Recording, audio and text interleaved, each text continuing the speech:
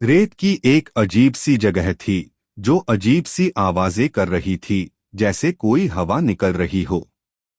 कुछ खोजी वहां पहुंचे और बेहद उत्साहित हो गए, लेकिन उन्हें यह अंदाजा नहीं था कि खतरा आने वाला है।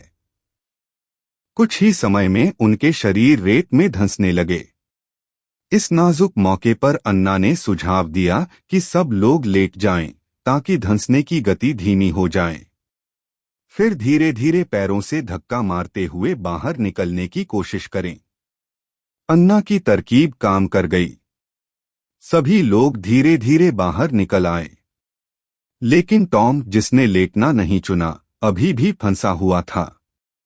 अब सिर्फ उसका सिर रेत से बाहर था। तभी दो कीड़े उसके पीछे आकर रेंगने लगे। टॉम ने कीड़ों को भगाने के लिए जोर जोर से फूंक मारनी शुरू की, लेकिन इसका कोई असर नहीं हुआ।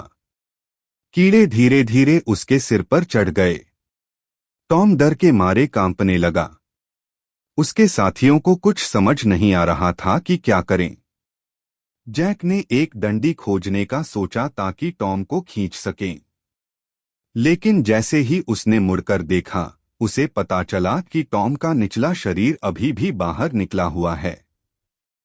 उसने जोर से बाकी साथियों को आवाज लगाई और सबने मिलकर टॉम को खींचकर बाहर निकाला। इस तरह वे आखिरकार खतरे से बाहर आ गए।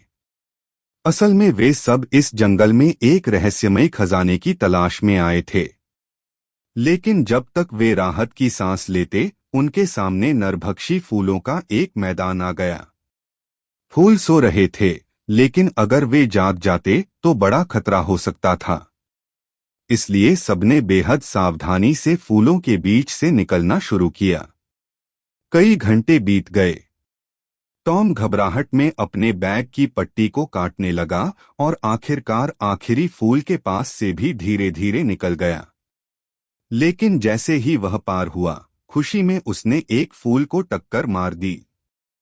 सभी नरभक्षी फूल एकदम जाग गए और जहरीला पराग उड़ाने लगे। अगर कोई उसे सांस में ले लेता तो मतिभ्रम शुरू हो जाता।